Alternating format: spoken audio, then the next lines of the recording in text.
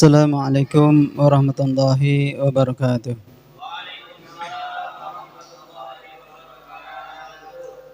Bismillah, alhamdulillah, syukran ala ma nawalah, wassalatu wassalamu ala rasulillah wa alaihi amma ba'd. Hadratul muhtaramin, para alim, para ulama, guru-guru agama, asatidzah, pengurus masjid Al-Huda yang dirahmati oleh Allah Subhanahu wa taala. Hadirin wal hadirat, jamaah rahimakumullah. Pertama-tama kita senantiasa puji syukur kehadirat Allah Subhanahu wa taala. Dengan rahmat hidayah serta inayahnya kita bisa bermuajahah. Mudah-mudahan pertemuan kita membawakan berkah, mendapatkan tambah ziyadatul khair dalam kehidupan kita berikutnya. Amin ya rabbal alamin. Salawat serta salam moga tercurahkan kepada beliau Nabi Agung Muhammad sallallahu alaihi wasallam. Mudah-mudahan dengan kita senantiasa memperbanyak membaca salawat kepada beliau, kita akan diikuti umatnya di dunianya hingga akhir kiamah, sehingga kita mendapatkan syafaatul udmah ketika kita nanti bertemu di yaumul kiamah. Amin ya rabbal alamin. Allahumma shalli ala sayyidina Muhammad. Hadirin wal hadirat rahimakumullah. Pada kesempatan malam hari ini sedikit kami akan menyampaikan, yaitu di dalam kitab Sahih Bukhari dari Imam Abi Abdullah bin Ismail Al-Bukhari, yang mana pada tempat ini insyaallah kami menyampaikan tentang bab wudu. Di dalam bab wudu dijelaskan pada suatu hadis bahwa Rasulullah SAW melaksanakan suatu perjalanan. Jadi kita lihat gambaran bagaimana Rasulullah mencontohkan dalam wudunya beliau. Pada suatu perjalanan beliau melaksanakan wudu, dan pada wudunya beliau melaksanakannya secara marrotan. Kadang-kadang marrotan sampaikan Rasulullah marrotaini talatan. Nah, para ulama berpendapat ketika sampai melebihi apa yang dicontohkan oleh Rasulullah sampai 4 kali, maka dihukumi adalah makruh, yaitu tidak disukai dalam hukum. Jadi Rasulullah menggambarkan bagaimana kita di dalam ibadah kita tidak berlebih-lebihan, apalagi ketika kita air wudu.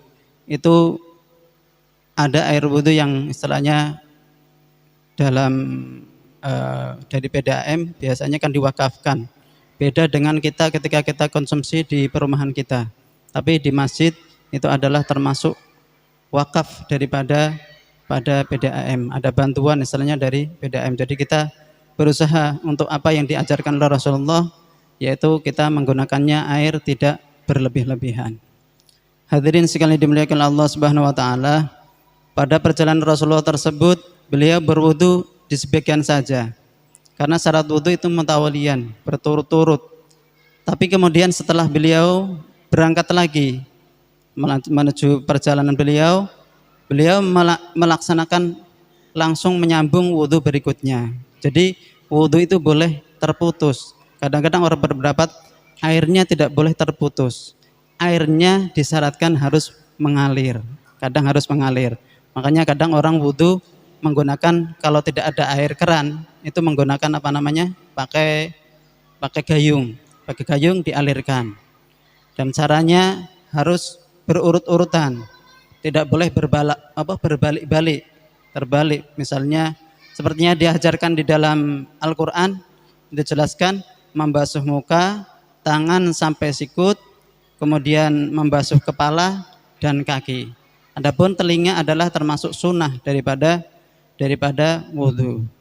Sunnah wudu juga termasuk menyela tangan, jari-jari, kaki dan tangan. Itu disela-selai dengan tangan kita, itu termasuk juga sunnah-sunnahnya wudu.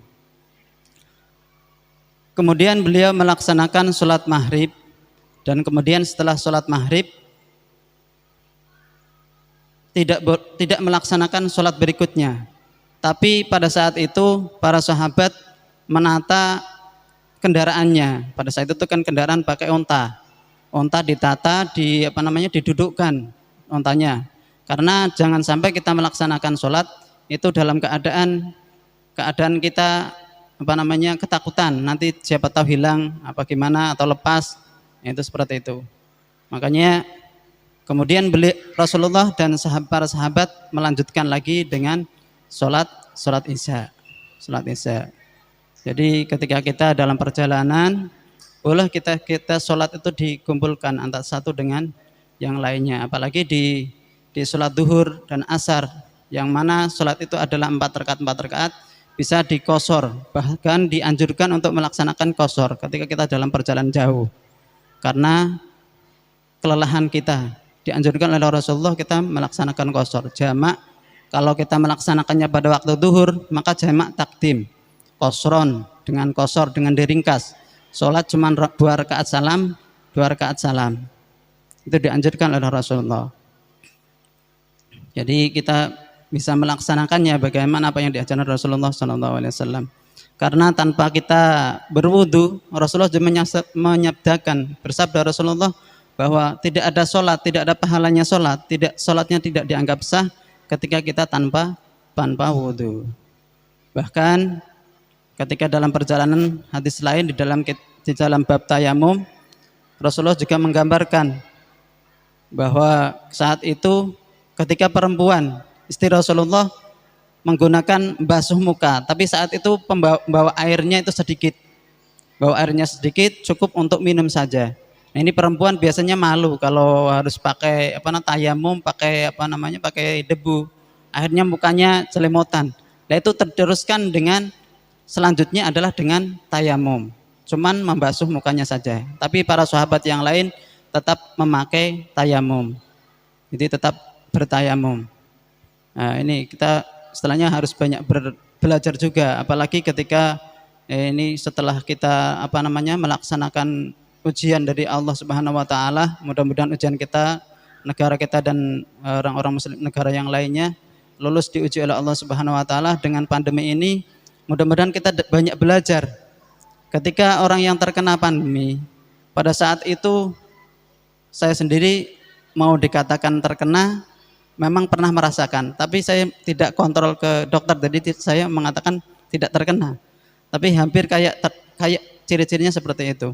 Jadi kalau ketika kita memegang air, itu malah bertambah batuk, kita akan merasa lebih sakit sekali. Tambah keras, tambah kuat batuknya. Nah, makanya pada saat seperti itu kita diperbolehkan untuk bertayamum. Jadi ketika kita dalam perjalanan atau ketika kekeringan yang melanda, yang diperbolehkan ketika kita sakit, ketika daerah itu kekeringan, kemudian ketika kita dalam perjalanan yang mana air tidak bisa kita dapatkan dalam jarak 1 mil. Kalau masih waktu bisa kita dapatkan, tidak sampai hilang waktu sholatnya, maka kita tetap harus berusaha untuk mendapatkan air wudu. Boleh bertayamum, tapi ketika sudah bukan kita mengakhirkan sholat, tapi memang aturannya seperti itu. Hadirin sekalian dimuliakan Allah Subhanahu wa taala, mungkin tidak perlu kita banyak-banyak, mudah-mudahan ada manfaatnya bagi kami pribadi. Ada kurang dan lebihnya mohon maaf yang sebesar-besarnya. Ihdinas shiratal mustaqim. Billahi taufiq wal hidayah wal inayah wa afa minkum. Wassalamualaikum warahmatullahi wabarakatuh.